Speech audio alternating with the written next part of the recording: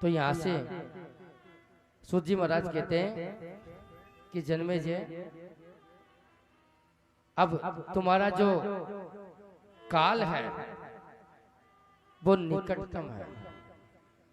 मैंने तुम्हें सब कथाओं का वर्णन किया, लेकिन तुम्हारे पिता महाराज परीक्षित का जन्म ही कलयुग में हुआ था। क्योंकि जब महाराज परीक्षित का जन्म हुआ था उस समय 32 वर्ष कलयुग को हो चुके थे, इस धरती पे आए हुए। भागवत के अनुसार चले तो 32 वर्ष कलयुग को हो चुके थे, तो महाराज परीक्षित का ही जन्म कलयुग में हुआ, तो हम तो कलयुग में रहना स्वाभाविक ही है। जब जन्मेजय ने सुना तो जन्मेजय ने कहा कि गुरुदेव, जिस कलयुग की आप बात कर रहे हो उस कलयुग में व्यक्ति कैसे रहेंगे, उनको मुक्ति कैसे मिलेगी, थोड़ा आप हमें कलयुग की चर्चाओं का वर्णन कीजिए, किस प्रकार कलयुग में जीव रहता है। तो यहाँ बहुत ही सुंदर वेद व्यास जी कहते हैं कि राजन कि आसत्रो विषम तष्ट्वा यदि कालम न विद्ये तस्मादकम सदीव्यानम युगांतम न चाष्टमे। जन्मेजय बोले कि गुरुदेव, हमारा जो मोक्ष काल है वो निकट है। इस कलयुग की जो थपेड़े से कैसे जीव बच पाएगा, आप थोड़ा इसका हमें वर्णन कीजिए। जब गुरुदेव ने सुना तो गुरुदेव कहते हैं कि राजन कि प्राप्तम वयं ते तत्र कालमनियो धर्म तस्नया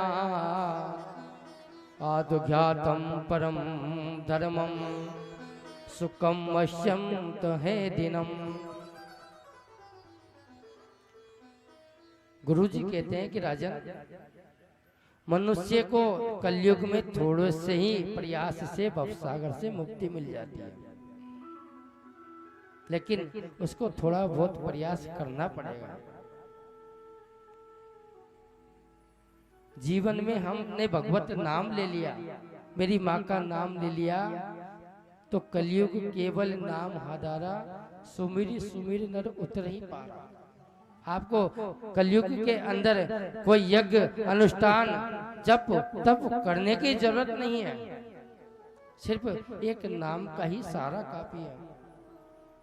इस प्रश्न को जब किया वेद व्यास जी से, तो वेद व्यास जी का हृदय बड़ा गदगद हो गया और कहा कि राजन, अक्षरों हर्तम राजन बलिभाग्यस्यम पार्थते युगांति हवम विश्यन्ति स्वरूपम च परायणम। व्यास जी कहते हैं कि राजन, कलयुग में ऐसे ऐसे राजा होंगे जो स्वयं जनता के ऊपर कर ला देंगे, जिसको बोलते हैं इनकम टैक्स। पहले के जमाने में ये टैक्स नहीं लगता था, लेकिन कलयुग में हमको अपनी आय का कुछ हिस्सा गवर्नमेंट को जमा कराना पड़ता है। तो स्पष्ट पहले ही लिख दिया व्यास जी ने कि कलयुग में ऐसे ऐसे राजा होंगे जो स्वयं की जो आय है उस पर आपको कर देना पड़ेगा, टैक्स लगेगा। और वही राजा अपने परिवार की चिंता करेंगे, उसको संसार से कोई मतलब नहीं होगा, अपने अपने पेट की सबको आशा रहेगी, सब अपने अपने लिए जिएंगे। और कहते व्यास जी कि अक्षम प्रदम राजन विप्रो शूद्रम जीवनम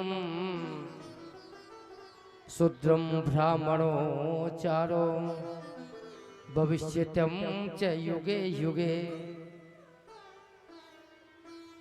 हे राजन, इस संसार में क्षत्रिय नहीं होगा, क्योंकि क्षत्रियों का जो राज धर्म वो समाप्त हो जाएगा और शूद्र ही राजा बनकर के राज करेंगे। ऐसा देवी भागवत में स्पष्ट लिखा है। पहले के जमाने में राजा राज करते थे, लेकिन कलयुग में शूद्र लोगों का ही राज रहेगा। शूद्रों को हम बहुत ऊंचा स्थान पर बिठाएंगे और नीचे जो ब्राह्मण है, जो क्षत्रिय है, जो वैश्य है, उनको बैठना पड़ेगा। ऐसा पुराणों में लिखा कि शिल्पम व्रतम च परायणाम नरामेवं च प्रियाहिणाम मित्र भार्यांति भवन्ति युगाति च जन्मे जय। व्यास जी कहते हैं कि राजन, कलयुग में व्यक्ति का सबसे बड़ा मित्र अपनी पत्नी होगी। वो सिवाय अपनी पत्नी की किसी से भी नहीं सुनेगा। स्पष्ट लिखा कि नरम प्राप्त प्रियम मित्रम भार्यन्ते च युगे युगे। अपने कलयुग में सबसे बड़ा मित्र अपनी पत्नी को ही मानेगा। भाई बहन माँ बाप पे कभी विश्वास नहीं करेगा, परिवार के प्रति विश्वास समाप्त हो जाएगा। और स्पष्ट लिखा कि ससुराल वालों से ही प्रेम करेगा। ये सब गणना पहले वेद व्यास ने लिख दी थी ग्रंथों के अंदर। हर तरफ चोरी डकैती लूट ये सब हो जाएगी कलयुग के अंदर। और लिखा कि धनानि स्वयं सही यानी संतानम ब्रज पूज्यतम अकृष्टम च पति में भी भविष्यन्तम युग सर्वहे। हे राजन, आने वाले कलयुग में लोग सिर्फ धन को ही महत्व देंगे। जिसके पास सबसे ज्यादा धन होगा उसकी संसार में पूजा होगी, वही सर्वश्रेष्ठ व्यक्ति माना जाएगा। इस संसार में जिसके पास वैभव है, धन है, संपदा है, उसी के ऊपर न्यायपालिका चलेगी। उसको कोई कभी हरा नहीं सकता। न्याय व्यवस्था भी उसी के ऊपर आश्रित रहेगी। कपृष्टम चेतना मर्त्या मुक्त केशम विचूलियम उक्तम पोषणम ब्लक्ता पूज्यंतम नरम सदा। कलयुग में व्यक्ति अपने वैदिक धर्म को भूल करके और पापों की ओर अग्रसित हो जाएगा। कलयुग में नारी लिखा है मुक्त केसा बिचूलिया। नारी खुले बालों को रखना पसंद करेगी। मुक्त केसा बिचूलिया स्पष्ट वेद व्यास जी ने पहले ही लिख दिया। सिरों को बालों को कटवाएगी तो देख लीजिए आज सब पार्लरों में जाकर के बालों को कटवाती है। स्पष्ट लिखा मुक्त केसा बिचूलिया। वैसे शास्त्र कहता है कि नारी को कभी खुले बाल नहीं रखने चाहिए। हमारे गुरुदेव तो कहते हैं कि जिसके खुले बाल होते हैं सबसे ज्यादा परेशानी उसी को होती है। कई बार देखा होगा कि इसके अलग हवा प्रवेश कर गई या पता नहीं कहीं की ठोकर लग गई।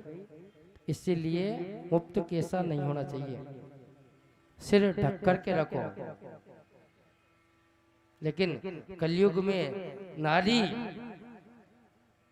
सिर के बालों को कटवाएगी, खुले बाल रखना पसंद करेगी। कलयुग में मनुष्य भजन को छोड़ करके और भोगों की ओर अग्रसित हो जाएगा। भजन को छोड़ देगा और सिर्फ भोगों की ओर अग्रसित होगा। कि तपोयामं फुलं चहे विक्रातरो दिचायता सत्यं व्रतं भविष्यति विपरीतों च युगे युगे।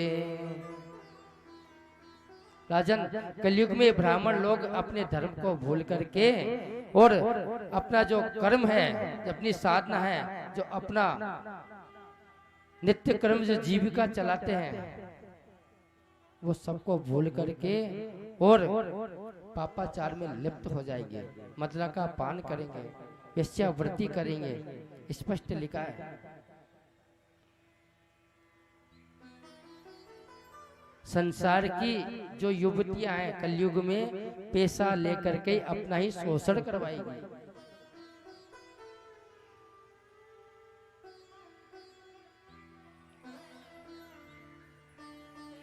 न्यायी व्यवस्था उसी के पास होगी जिसके पास सबसे ज्यादा धन होगा।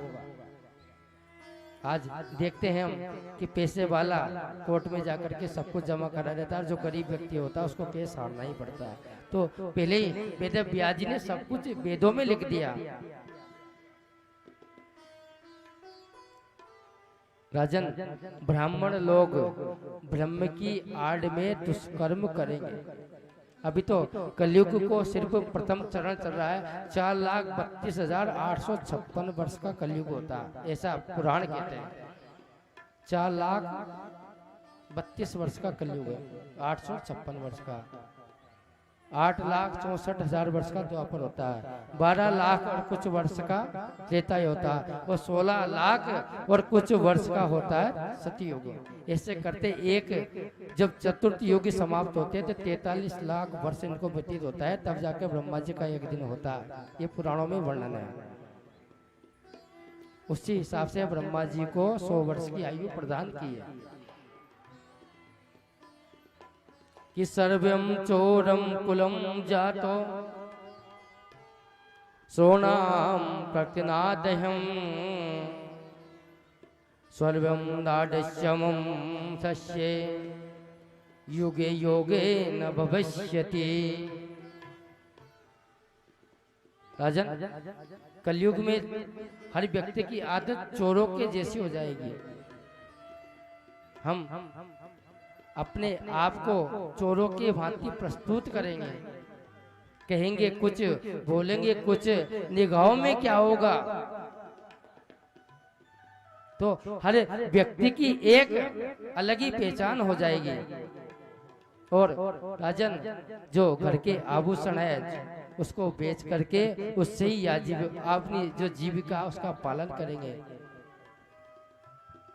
जो पूर्वजों की जमीन है उसको बेच करके आजीविका का पालन करेंगे, स्पष्ट लिख दिया था पहले। तो आज देख लीजिए, हम घर बार जमीन जेवरात बेच बेच कर लोग बाग अपना यापन कर रहे हैं जीवन।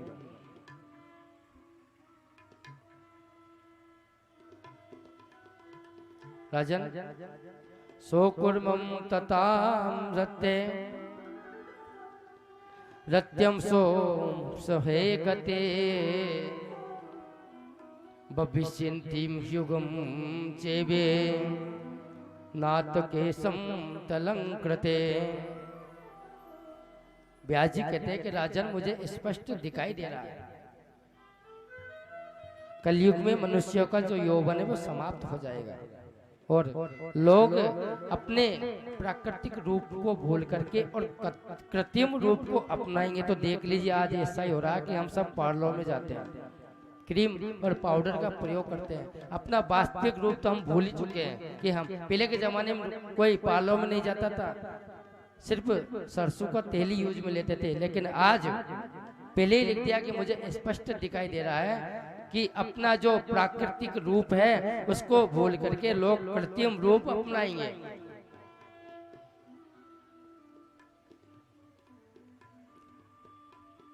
कलयुग के अंदर स्त्रियों को सजने और संवरने में कम से कम 5-5, 6-6 घंटे लगेंगे।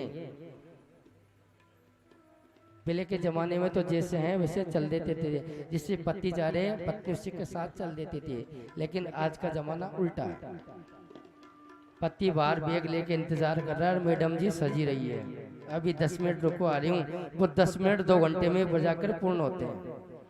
तो वेद व्यास जी ने तो पहले ही लिख दिया था कि आने वाले समय में मुझे ऐसा दिख रहा है कि जो षष्ठी की नारियां हैं, कलयुग की नारियां हैं, उसको सजने और संवरने में 5-5, 6-6 घंटे लगेंगे। पहले के जमाने में पति आगे चलते थे लेकिन पत्नियां पीछे चलती थी। लेकिन इस जमाने में उल्टा, कलयुग में उल्टा हो रहा है। मैडम जी आगे जा रही है और पतिदेव पीछे पीछे। बेचारा पुत्र संतान भी उसके हाथ में है, बैग भी उसके हाथ में और मैडम जी मोबाइल हाथ में लेकर के बगल में पर्स टाक करके सीधी। ये मजाक की बात नहीं है, वेद पुराणों में पहले ही स्पष्ट लिख दिया है कि हम गोलो कलो प्राप्ति जीवश्यम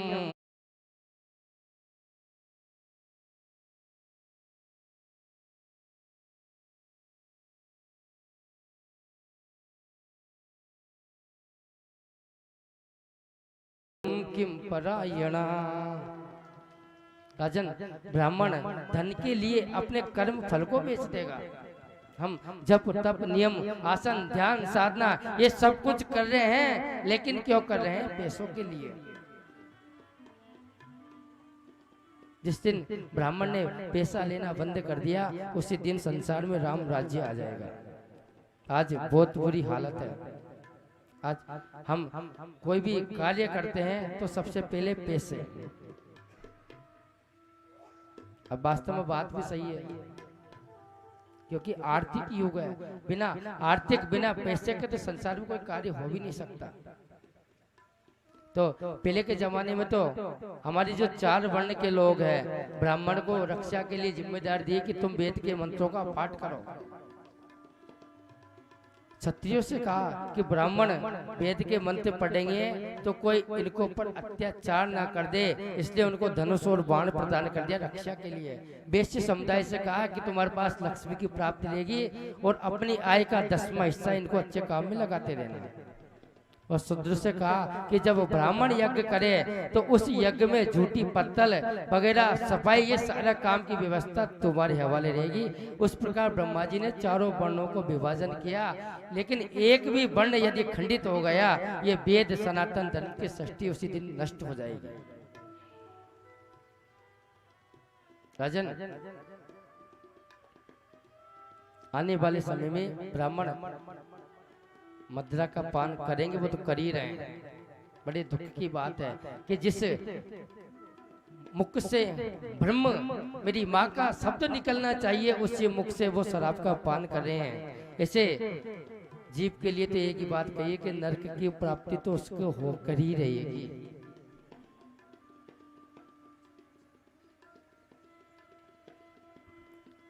ब्राह्मण के लिए कहा कि सुपारी तक खाना भी वर्जित है, क्योंकि सुपारी भी, हमारे गुरुजी महाराज जी कहते थे कि सुपारी भी खाओगे तो आप थूकोगे तो आपकी जो वेद की वाणी है वो धूमिल हो जाएगी, धूल में मिल जाएगी। इसलिए गुरुदेव ने कहा कि सुपारी खाना भी हमारे लिए वर्जित है। एक बार मैंने सुपारी खाई थी तो 2 थप्पड़ दी थी मेरे गुरुजी ने।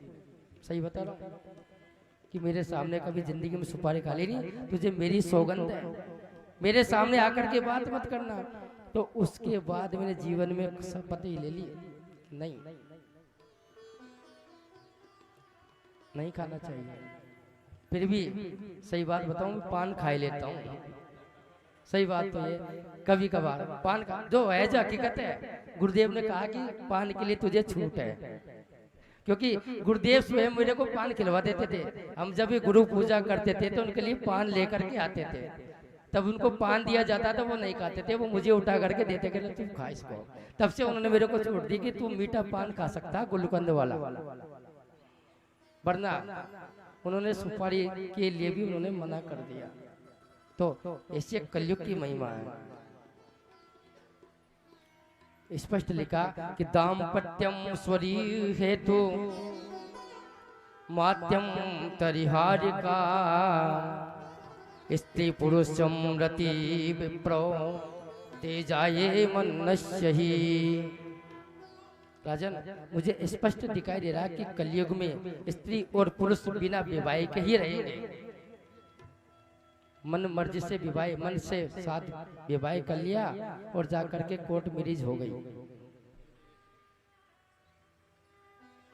स्पष्ट लिखा कि मन से किसी ने भी अपना को पति मान लिया, उसने पत्नी मांग लिया और रहने लग गए। कई जगह होती है आजकल ऐसे। तो स्पष्ट लिखा उन्होंने कि कलयुग में ऐसी ऐसे संतान होगी जो मन के हिसाब से विवाह नहीं करेंगे, अपनी रुचि के हिसाब से आज इसके साथ तो कल उसके साथ रहेंगे। राजन, कलयुग में व्यक्ति की उम्र घट के जब घोर कलयुग आएगा तो 20 से और 30 साल की रही जाएगी। आज देख लीजिए 40-50 साल के बाद तो हम कह ही देते हैं कि वह सब क्या है, कुछ भी नहीं है। बाकी स्पष्ट शास्त्र कहता है कि कलयुग में व्यक्ति को 100 वर्ष तो जीना चाहिए ही। 100 वर्ष तो स्पष्ट कहा है। हर युग में एक बिंदी घट करके आती है। सतयुग में उम्र 1 लाख वर्ष की होती थी। जब त्रेता युग आया एक बिंदी हट गई, कितनी बची? 10,000 वर्ष की। द्वापर आया एक बिंदी और हट गई, कितना बचा? 1,000 वर्ष। जब कलयुग आया तो एक बिंदी और हट गई, कितनी बची? 100 वर्ष। लेकिन जब घोर कलयुग आ जाएगा तो स्पष्ट शास्त्र कहते हैं कि एक बिंदी और हट जाएगी, यानी 10 और 15 साल में व्यक्ति की उम्र खत्म हो जाएगी।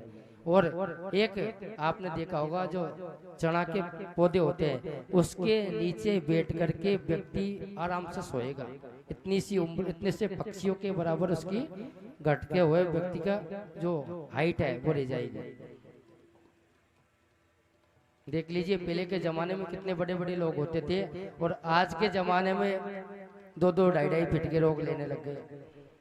तो अभी तो 5,000 वर्ष कलयुग हुए, 4,32,000 वर्ष का कलयुग है।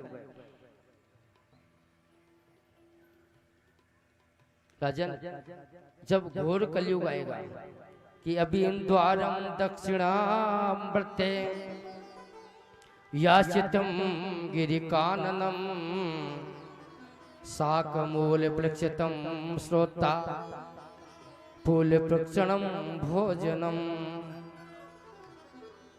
राजन, जब घोर कलयुग आ जाएगा तो व्यक्तियों को भोजन करने के लिए भी अन्न धन खत्म हो जाएगा, यानी कि भूमि भी अपना अन्न धन देना बंद कर देगी।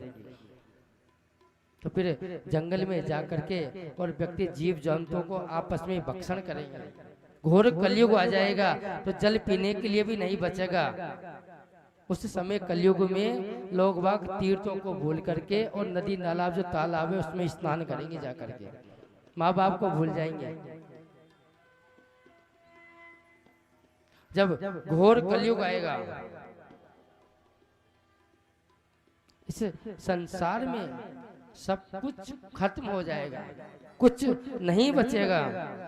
जब इस बात को वेदव्यास जी ने कहा तो जन्मेजय बड़े डर गए और कहा कि गुरुदेव बस अब आप मुझे इस कलयुग के बारे में मत बताइए, मुझे तो ये बताइए कि ये कलयुग समाप्त कब होगा। तो सूत जी महाराज कहते कि ऋषियों, जिस प्रकार चंद्रमा की जो अमावस्या होती है, अमावस्या में चंद्रमा बिल्कुल लुप्त हो जाता है, उसी प्रकार ये कलयुग रूपी जो अमावस्या है जिस दिन खत्म होगा और उस दिन पूर्णिमा रूपी जो चंद्रमा की चांदनी है उदित होगा, उसी दिन मेरे संसार में पुनः राम राज्य आकर के स्थापित हो जाएगा। यानी कि ये अमावस्या की रात है और अमावस्या की रात आती है तो पूर्णिमा की रात्रि जरूर आती है। राजन, आप घबराइए नहीं है, ये कलयुग रूपी जो अमावस्या की रात्रि है जिस दिन समाप्त हो जाएगी उसी दिन पूर्णिमा रूपी जो पूर्णिमा की रूपी जो शरद पूर्णिमा का चांद है जो 16 कलाओं के साथ उदित होता है, उसी दिन इस संसार में पुनः सतयुग की प्राप्ति हो जाएगी। सतयुग भी आएगा। वेदव्यास जी से जब इस प्रश्न को कहा तो जन्मेजय ने कहा कि गुरुदेव इस कलयुग में हम कैसे बचे, कोई उपाय तो होगा, इसका बचने का कोई उपाय तो होगा। तो वेदव्यास जी कहते हैं कि राजन कि कलयुग नहीं, कलयुग केवल नाम हदारा, कलयुग केवल नाम हदारा। सुमिर सुमिर नर उतरहि पारा, सुमिर सुमिर नर उतरहि पारा, सुमिर सुमिर नर उतरहि पारा, सुमिर सुमिर नर उतरहि पारा। कलयुग में एक ही आस है, एक ही रोशनी है, एक ही किरण है, वो है नाम संकीर्तनम यस्य सर्व पाप प्रणाशनम। सर्व दुख को मेटना चाहो तो एक ही औषधि है, वो है नाम संकीर्तनम। हम उस नाम का सहारा ले ले, मेरी माँ का हाथ पकड़ ले। जिस दिन हम माँ का हाथ पकड़ लेंगे, हो सकता है हमसे हाथ छूट जाए, लेकिन हम प्रार्थना करें कि माँ आकर के तुम हमारा हाथ पकड़ लो, जिससे कभी छूटे ना। कलयुग के लिए कहा कि ये कल युग कर परम प्रतापा, ये राम जय जय मानस पुण्य होई नहीं पापा, श्री राम जय राम जय जय राम। कलयुग केवल नाम हदारा, कलयुग केवल नाम धारा, सुमिर सुमिर नर उतरहि पारा, सुमिर सुमिर नर उतरहि पारा, सुमिर सुमिर नर उतरहि पारा, सुमिर सुमिर नर उतरहि पारा, सुमिर सुमिर नर उतरहि पारा। तो राजन, आपको डरने की जरूरत नहीं है, क्योंकि कलयुग सम नहीं आन युग, जो नर कर विश्वास, गाय राम गुण विमल गण, जो तर बरही प्रयास। संसार में यदि हमको भगवत की प्राप्ति करनी है तो भव तर बिनहि प्रयास, बिना साधना के, बिना यज्ञ के यदि भवसागर से प्राप्त होना चाहे, पार होना चाहे, तो मेरी माँ का नाम सहारा ही काफी है। तो जब कलयुग के बारे में बताया कि नाम संकीर्तनम यस्य सर्व पाप प्रणाशनम, सब पापों को धूमिल करता है वह नाम संकीर्तन। तो एक बार आइए, श्री कृष्ण गोविंद हरे मुरारी, हे नाथ नारायण वासुदेवा, कृष्ण गोविंद हरे मुरारी, हे नाथ नारायण वासुदेवा, हे नाथ नारायण वासुदेवा, हे नाथ नारायण वासुदेवा, हे नाथ नारायण वासुदेवा, हे नाथ नारायण